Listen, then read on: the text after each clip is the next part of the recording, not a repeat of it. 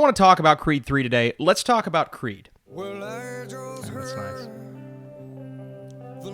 That's real nice. I like that. Underrated. We don't talk about this band like we should. They have some bangers. What are we talking about? What's up, Flick fans? Welcome back to the channel. We're talking Creed 3. As a major fan of this franchise, I was really excited for the return of Michael B. Jordan and the turn of Jonathan Majors. This guy's buff, man. Oh no, he's hot!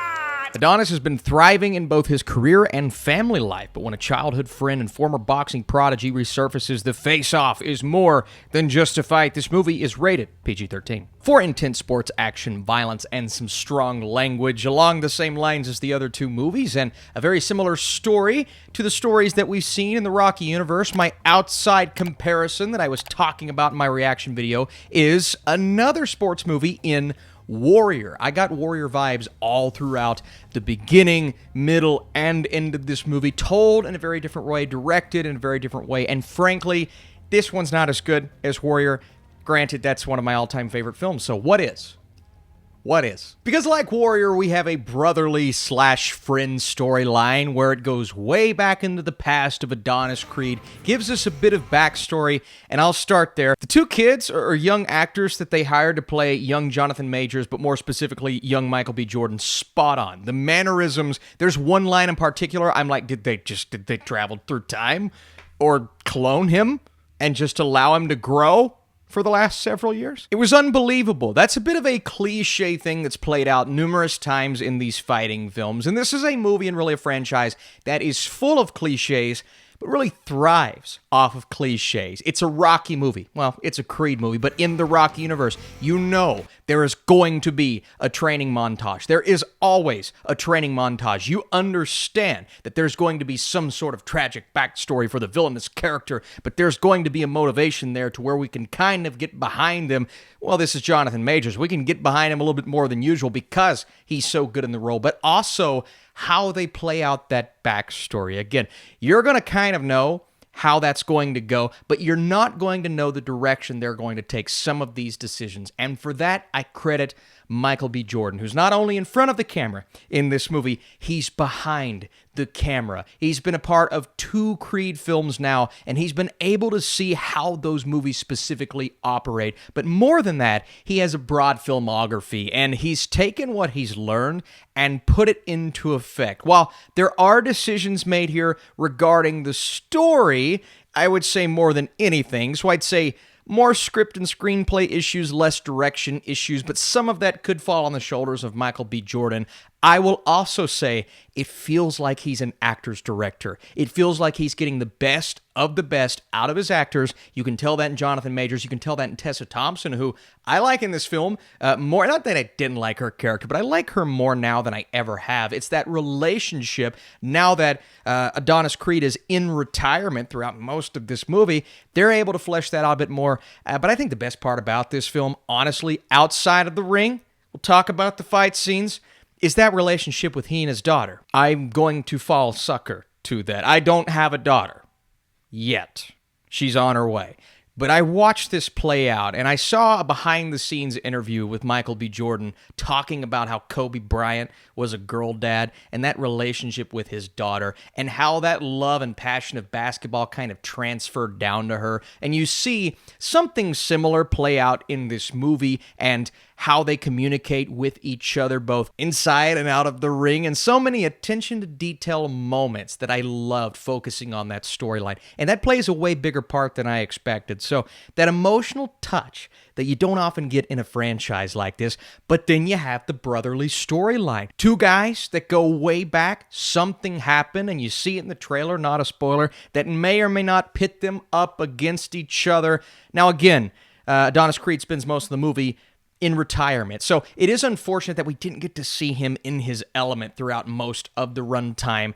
That being said, I do like the fact that we focused a lot on Jonathan Majors' character, and anytime he's on screen, the dude is freaking electric. I'm on cloud 9 whenever I'm watching this guy on screen. He's genuinely fantastic. He carried Ant-Man and the Wasp: Quantumania on his shoulders, but somehow managed to give a better performance. Well, I say somehow.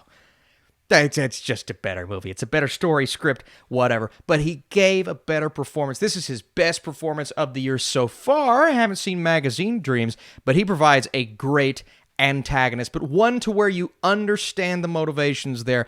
And when they clash in the ring, my God, it's monumental. Really, all of the boxing scenes, it's like it's the third Creed movie. It's the 27,000th Rocky movie. What more can they do? What more can they do that's different? Where are my words? Well, Michael B. Jordan said he was a big anime fan. And he said he took anime influences. And this was in an interview. You can look this up. Again, not a spoiler. But he put those into effect within some of these boxing scenes. The final scene in particular. And I'm watching that going, yep, I see it. And I believe it. And one of these fight scenes, I won't say which one, is genuinely one of the best in-the-ring boxing scenes I have ever seen in any of these movies. And I'm comparing this to any type of MMA, boxing, fighting type / whatever film. It stands tall, and it may be one of the best ones. Now, is it better than that one take in the first Creed? That may just be the best boxing scene ever. I don't think it's better than that, but it's very different. There are moments to where they will slow things down and use different shots, use cinematography to tell the story in a different way.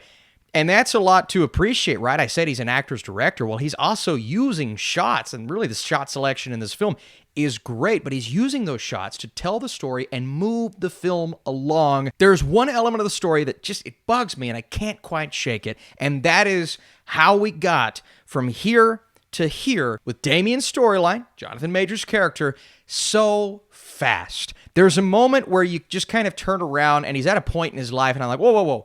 Why couldn't we have taken some time to show why he's here and who he's surrounding himself with, and really how we went from where we just were to where we are now? And this is me trying not to spoil anything, but I found some issues in the way that side of the story was told. Granted, he, I believe, is maybe the best part of the movie, his character, his presence, what he does in the ring. But I also found that to be maybe the most disappointing thing in this film, and I understand you can only make a movie so long, and these longer run times, it's according on how the movie is constructed, but sometimes these longer run times, they just don't work. So, right, we didn't want the movie to be 4 hours long. I get that. But at the same time, I wanted more from his character. I felt like it just moved way too fast, or we were just focusing on the wrong things. Again, I love that storyline between Michael B. Jordan and his daughter, but I could have used so much more over here to show me, how did he get there?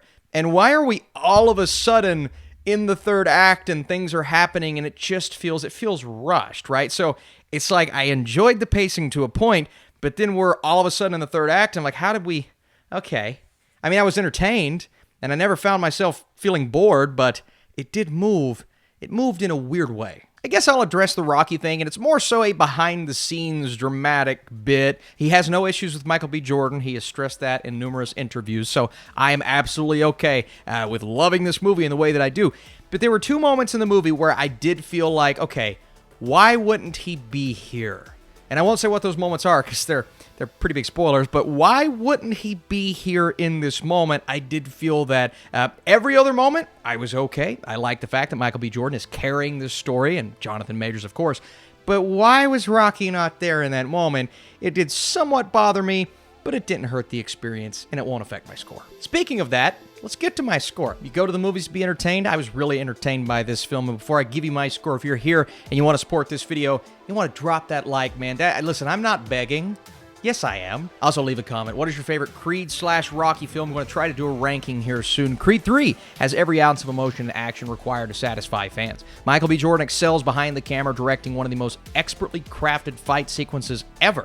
I wanted even more of Jonathan Majors, who owns the screen time that he gets. All in all, it's a winner. Even with my issues, I'm going an 80%. I was highly entertained by this film, flaws and all, but as an experience, it's one I think you have to see on the big screen, and try to see it in IMAX, because I believe this was shot in IMAX, and you can definitely tell that watching this movie in IMAX. Thanks so much for watching. Stay tuned as I slap my mic around for more stuff on this channel. Best and worst of the month, and what else? Oscar predictions? Oscar predictions. Let's do it.